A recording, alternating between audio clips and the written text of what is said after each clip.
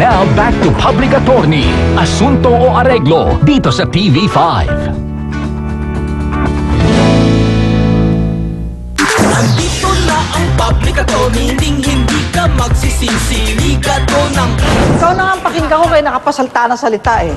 Marami kang sinasabi.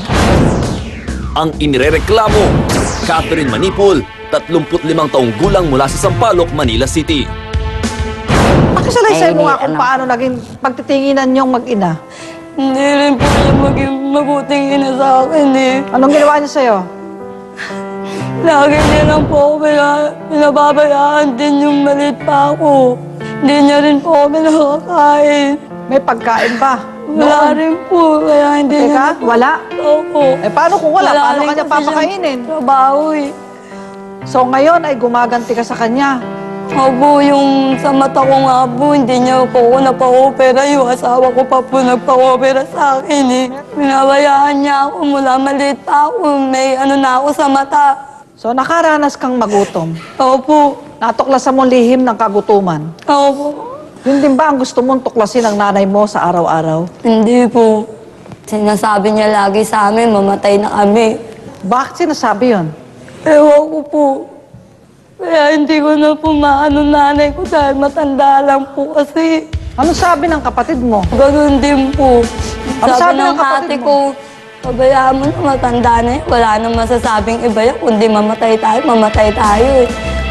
Kaya ako sila nasasabihan na gano'n, ma'am. Siyempre, nagugutom din ako, sumasakit ang aking sikmura. Ma'am, galit ako dyan, ma'am. Bakit ka galit?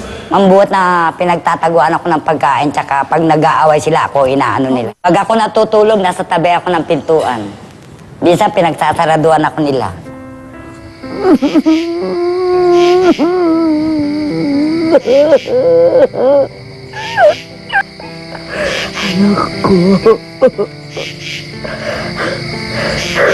Walang kwenta silang anak at saka manugang ko, mami. Kaya ganun ang ugali nila eh. Pinatutulog naman kita sa bahay eh. Ikaw lang Bakit? ayaw matulog. Tapos ako pati si Senyo.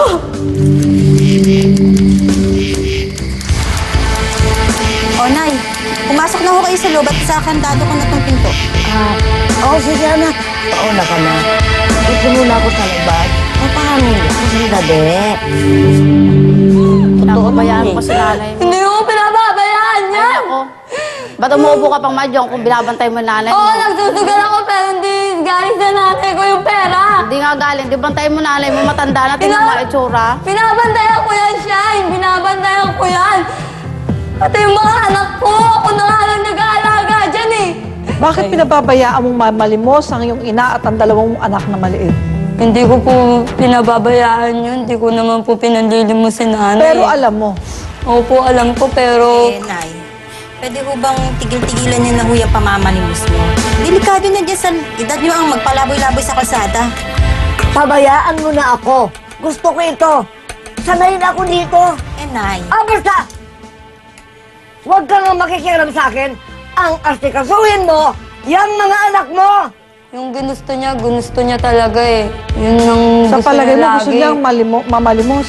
Opo, yun ang gusto niya po. Pero yung sa anak ko po, hindi ko po talagang pinasasama yung mga anak ko. Bakit nakakasama kung hindi mo pinapasama? Kinukuha Napakabata. niya po, Ilang taon yung tinatakas niya sa namamalimos? akin. 4 na taon? 10 taon? Hindi niyo po makita yun dahil nagsusugal tinatakas po niya siya, po sa akin yun eh. Ah, tinatakas niya. Opo. Mga apo. Mga apo. Ano kayo? Alis tayo. Alis tayo. Oo. Dito ka sa kabila. Mga apo, alis tayo ngayon. Huwag kayo maglilikit doon, ha? Para sakali kumita tayo, ibibili ko kayo ng masasarap na pagkain, ha? Mga apo, O sige. O tara na. Dahan-dahan. Dahil, dito tayo. Sana wag umulan.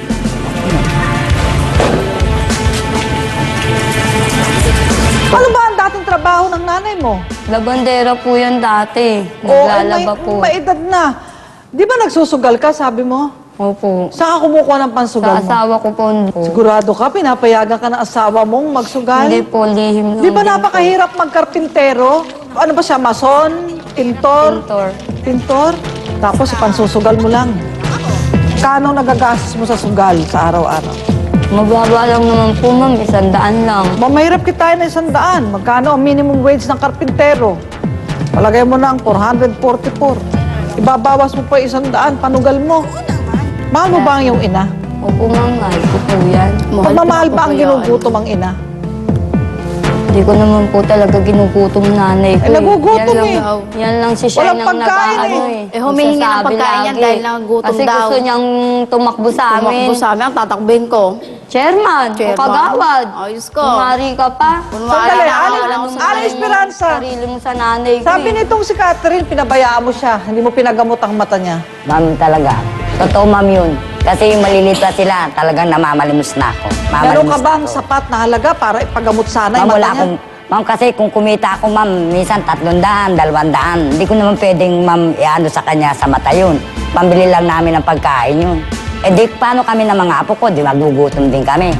Nais kong tawagan ang isa nating eksperto sa family relations para siya ay makapagbigay sa inyo ng linaw at payo. Ako po si Melissa Cruz ng Center for Family Ministries o sa FAM ng Ateneo de Manila University. Meron tayong case ng neglect. Hindi lang neglect po ng anak sa kanyang nanay and neglect ng nanay rin siguro sa kanyang anak. Ngayon, naniniwala po ako na meron pa rin pong pag-ibig na namamagitan dito sa dalawang to. Siguro lang po, hindi lang nila alam kung paano ipakita yung pag-ibig na to. Since merong neglect na nangyari from the mother to the daughter, baka hindi rin siya marunong mag-aruga ng kanyang nanay. Meron tayong stages of family life. So, sa formative years natin, usually ang ating nanay ang nag-aaruga sa mga anak. Pero pag tayo ay tumanda na, mga 35, 40 years old, nagbabaliktad na po to. Tayo na po ang nag-aalaga sa ating magulang. Ang nanay ay nanay pa rin. And maski na tayo ay napabayaan nung tayo ay bata, hindi po ibig sabihin na pababayaan rin natin ang nanay when it's our turn to take care of them. And so, yan po ang gusto kong iwanan. Dalang-dala na talaga tayo sa eksena ngayon dito. Si ate, naiiyak pa. Kung ikaw ang nasa posisyon ni Nana Esperanza, anong gagawin mo? Ang magulang minamahal, hindi pinaghihigantihan. Lalo sa itsura niya, kaawa-awa na, hindi mo na dapat gagawin sa kanya yun. Kailangan nga dun, tulungan mo, hindi mo ginugutom. Ikaw naman ate, anong gagawin mo? Kung ako kay Nana Esperanza, papayuhan ko na lang ang anak ko para maintindihan niya ako. Tama, so hindi mo rin talaga kinakayang ginugutom si Nana Esperanza?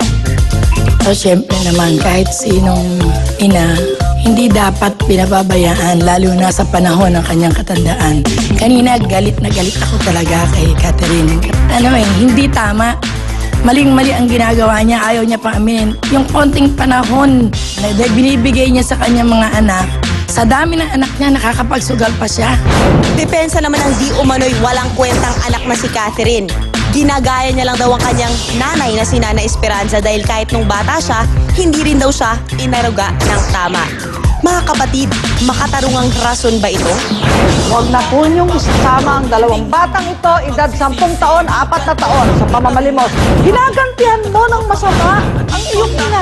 Hindi ka magsisisi.